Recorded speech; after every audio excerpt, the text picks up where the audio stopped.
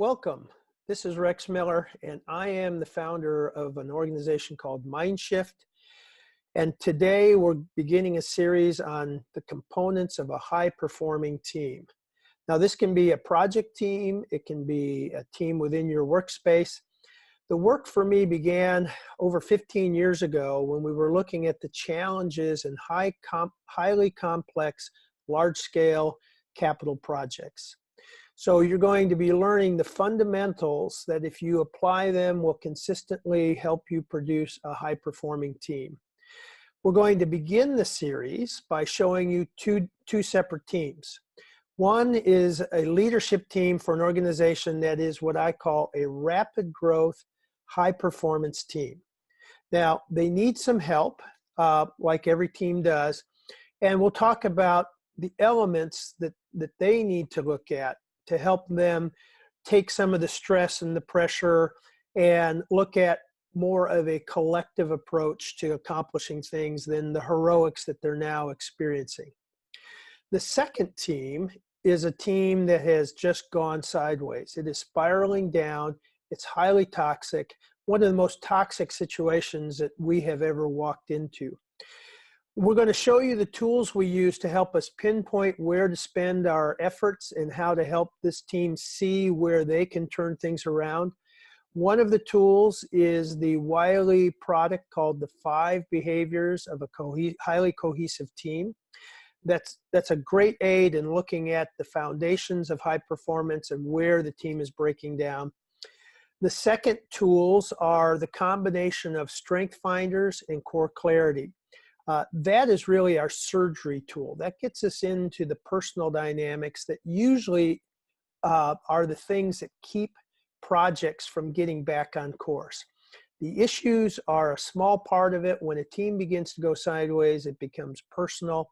And that dynamic, you have to help people reframe how they're looking at each other, re-understand the issues that are facing them, and then help them figure out how to use what they collectively bring together to solve something that may be very large scale or complex. And then the third tool is a tool that came out of the book, The Commercial Real Estate Revolution, out of chapter 6. And in that chapter, we talk about creating trust-based teams, and we turn that chapter into a great tool that you can use at the front end of a project. You can use it in the middle when a project is going sideways, but it helps everybody redefine how this team is going to define and work with trust. So let's look at this rapid growth, high-performing team. And as you can see, they are getting results. They're scoring high on the results side of things, but because of the rapid growth, because of new people coming on board, there are some elements that make results come at the cost of lots of stress in the organization and pressure points. So we want to relieve those pressure points, and we want to help the organization feel like the load is being carried equally. And that's what can happen when you have teams that are performing it with high results, but you can see some of these other areas. The load is not being evenly distributed. Some of that is the design of the workflow. Some of that is onboarding new people, getting in place. But we will see that it all begins at the very beginning, and that is trust. Now, when we talk about trust in this context, we are not talking about simply dependability or reliability-based trust. We're talking about the kind of trust that allows vulnerability, that when I'm having a challenge, I feel that I can be forthright in saying, look, my part of this is not up to par. It's behind schedule. I'm over budget, or I think I'm going to be over budget. And it's forecasted before it hits and becomes a crisis. That's when things and teams actually begin to go sideways, when we get surprised by these things. So creating that vulnerability-based trust is essential. When you have vulnerability-based trust, then that allows you to have positive conflict, robust conflict, and later we'll get into a process of understanding conflict called red zone and blue zone. And the blue zone briefly is the positive kind of conflict around the issue, the means we're using. It looks at, are we consistent with our values, and debates that. It looks at how we treat each other. And it's really that kind of robust exchange. The red zone conflict is the personalized conflict, the turf protection, the defensiveness, the getting even, the passive aggressive. All that is in that red zone. So we'll unpack that more later. Now, if you have positive conflicts and you've debated thoroughly the issues and everybody's had a chance to weigh in and express themselves, then that allows you to have the commitments, role clarity, goal clarity. Everybody knows what's expected of one another, who's got ownership, who's got the decision level authority, where the resources are. That's all been debated in that positive conflict zone. And then you walk away with that level. That then allows what we call peer-based accountability, not hierarchical, but peer-based accountability. And the reason that's essential is that the team, it's got to be the team effort, and everybody recognizing the interdependencies, excuse me, of the different pieces. So once those interdependencies are debated and brought about in the conflict, and then the commitment, nailing it down, then we can hold each other accountable. And then we can speak up if we see something not working according to the commitments we made. Otherwise, you need managers to come in and babysit, or leaders to come in with the hammer. And that's when teams begin to go sideways.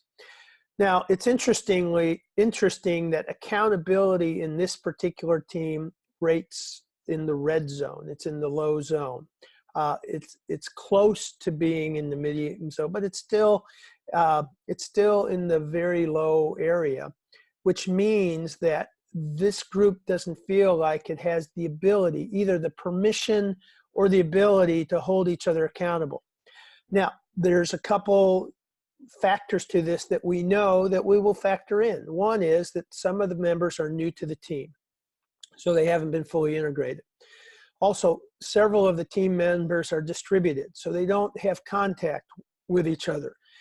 So the challenge is that they don't know what they don't know.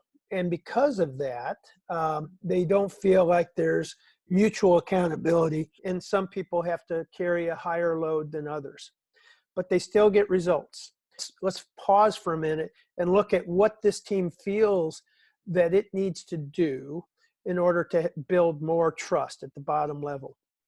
So notice, a distributed team with new people, it's not a surprise that the number one thing on here, 9 out of the 14 people say, boy, we would build more trust if we got to know each other more on a personal level. Part of the challenge that this team has had is that when they do meet, it's all about business. Secondly, if there was more sharing of professional failures and successes, so that we felt like, gosh, the war stories, we've been in this together, we know each other's backgrounds, what we've experienced. The third area is spending more time together. The fourth, being more forthright, in other words, forecasting or letting people know when there's news or challenges that I'm experiencing that may affect somebody else. And then understanding each other's work styles. Now, this particular team has been working with the Strengthsfinder and CoreClarity for over a year now. They're getting pretty good at understanding and how to take advantage of this. And notice at the very bottom, this team is pretty healthy. There's no gossiping, or there's no sense that there's gossiping going on. And people do feel very comfortable bringing their issues to the table. This group readily apologizes and doesn't hold grudges. So these are all positives. So we will get ready now to shift gears to the toxic team. You're going to notice some extreme differences at the very beginning. So let's continue it in the next post.